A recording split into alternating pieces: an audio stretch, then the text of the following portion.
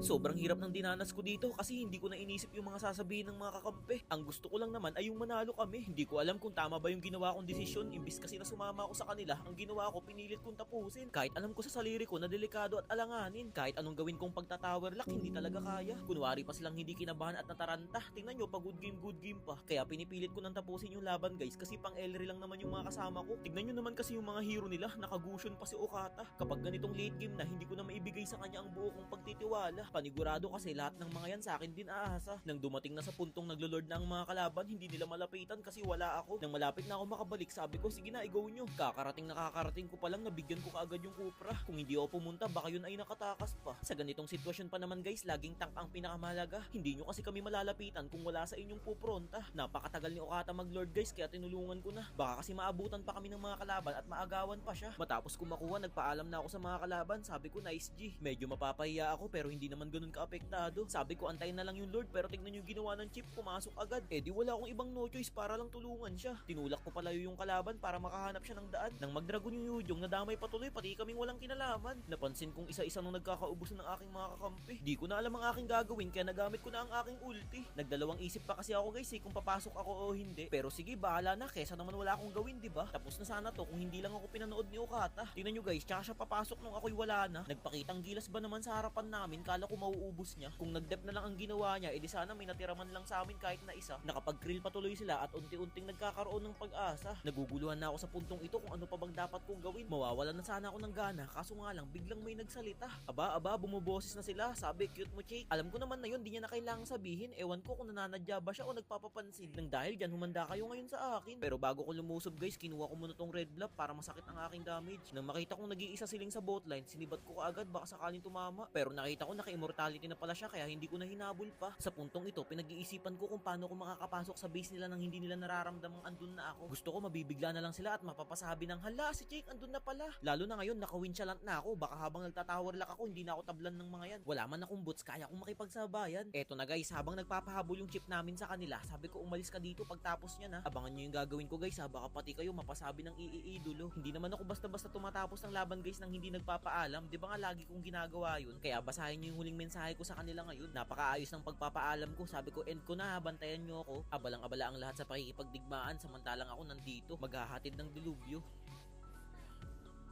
Kala ni Cupra, dedire-diretsuhin ko na. Di niya alam, bumubelo pa lang ako, kalma. Umikot ako dito sa bandang kaliwa. Nabilib ako sa tapang ni Freya, kaya nakuha niya ang aking suporta. Sabi ko sa kanya, pagdidikitin ko at mag-tower lock ka. Nang magawa ko na, lahat ng yun ay nagbunga at nagkaroon pa ng magandang resulta. Eh, baka check yun. Sa tingin nyo guys, dapat ko pa bang isama sa rank game si Okata o wag na? Kung ako magdedesisyon, pag-iisipan ko pa, pero kayo ang bahala.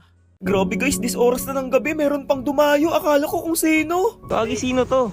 Naalala mo ba ako? Gagi si Stratos! Legendary ng Pani. Putik yung Panigans to, diba? Hindi ako naglalaro ng basketball, boss. Hindi, napadaan talaga kami dito para sa bata ko. 1v1 ba? If ever na matalo mo to, magbabalik ako ng ML. Sige, magandang ano yan. Pero kapag manalo ka, bibigyan kita ng 500 pesos. Grabe totoo ba yan? Tama yun, tama. Kinabahan pa ako, kala ko yayakin mo ang basketball eh. Durog ka sana sa akin. Sa totoo lang, dumayo pa kami ng ibang lugar, nagkakatapos na namin mag-basketball. Pero sinadya ka talaga namin dito. Yun, Amateur pro malakas player, ka. amateur pro player na top Philippines Bea, top Philippines Clint, and then top Philippines Bay. Grabe, puro may ano to, may rank. Sige, tara. Guys, dumayo dito sila Stratos, galing pa ng Quezon. Kala ko yayain ako ng basketball eh. Nandito kami ngayon para dagdagan ng talo mo. Yun, dagdagan daw. Tara game. 500 pesos pa daw guys, nagbigay si Stratos pag natalo ko to. Matik yan. Kapag wala tong score, pag wala siyang score, additional 500 pesos. Uy, grabe. Kailangan magka-score ka ng isa. Sobra akong ginanahan sa laban na to guys kasi nga daw kapag natalo ko to meron akong premyo. Sa una pa lang nagpahabol na ako para siya ay ma-micro. Pinilit kong magpa-lifesteal sa mga minions kasi alam kong lulusob siya. Sibat laban sa pana, tignan natin kung sino ang uubra. Kahit na first blood ko siya, hindi ako basta-basta nakampante kasi amateur player ang kanyang mga atake. Binigla ko siya sa part na to, etong si Stratos halos mag-init ang ulo. Ang buha mo, G. May pinalalo tayo mamaya kanina. Medyo nagseryoso na muna ako dito guys kasi halata sa kanila na nagpo-focus na. Ngunit kahit anong sabayan, wala pa ring maibuga. Kung walang ka. Alam lang alanganin na Wala eh. na din eh. Makapagtago pa sana ako dito kung kanina ko pinindot. Medyo mainit-init ang tension sa game na to. Ang bawat isa kasi sa amin hindi maiwasang maging kabado. Lalo na nung pumasok ako sa base nito, palagan kung palagan, parehas naman kaming nakawintsalan. Huwag niya lang akong tatakbuhan. Uy! Aray ka! Nagulat siya sa gagawin ko dito, hindi niya akalain na ganun na ako kasakit. Boom! Hindi na napindot. 5-0, aray ko. Wala na, tapos na to. May minions. Sige ako na nga dyan. In the next week, si Stratos na talaga yung lumama. Dapat si Stratos lumaban dito, oh. In the Nice next game, week, si nice game, nice Stratos game. na Jake, nabahan ako kasi sabi niya ano to, amateur? Amateur, grabe. Palo. Masalo sa mga... Lakas si Jake talaga sa 1v1. Salamat. Nice game, Oh, siya pa lang. dagdag panalo. So, dahil nanalo ka, 1,000. Hindi, totoo nga to? Dapat ako magbibigay. Hindi, okay yan. Dahil pinaunlakan mo yung ano namin, kahit gabing-gabi na, alas 11 na madaling araw. Ulit guys, nagbigay pa ng 1K. Kahit ano, talo sila. Isa po Lods, pinag-aabagso kanina pang umaga oh. Na 1v1? Oo. Kanina pa umaga. Ah, shit, kasi yan. Ay boss, kanina ka pa dyan? Kanina pa ako dito, idol. Gusto nakita ang labanan. Kanina pa ako dito umaga. Taga saan ka? Taga Benabistawan, idol. Tara. Sobrang lakas na nga ng ulan guys, nakuha pa nito dumayo. Siyempre, papakita ko kung sino ako.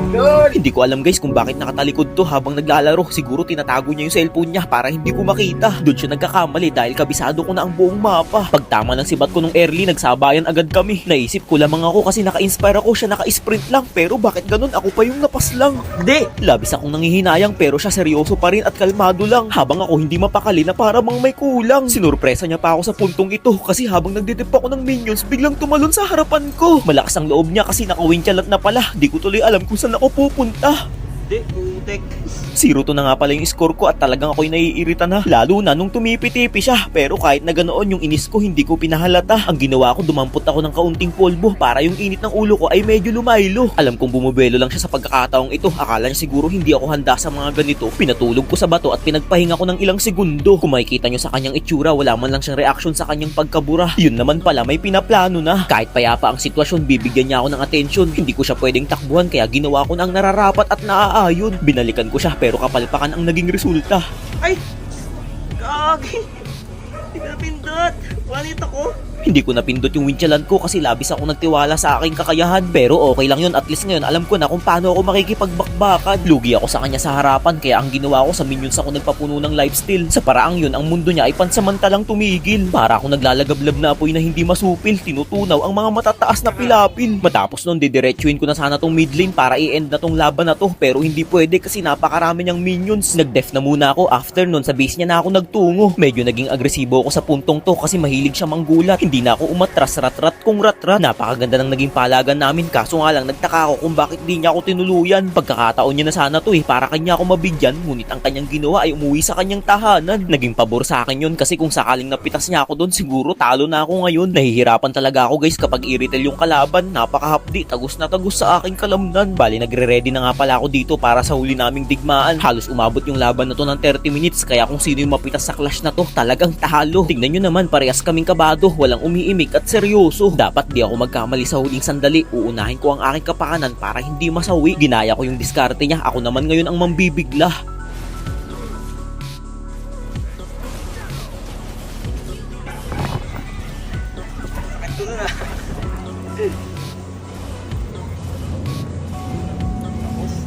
Nice game. Lakas mag-irrital guys.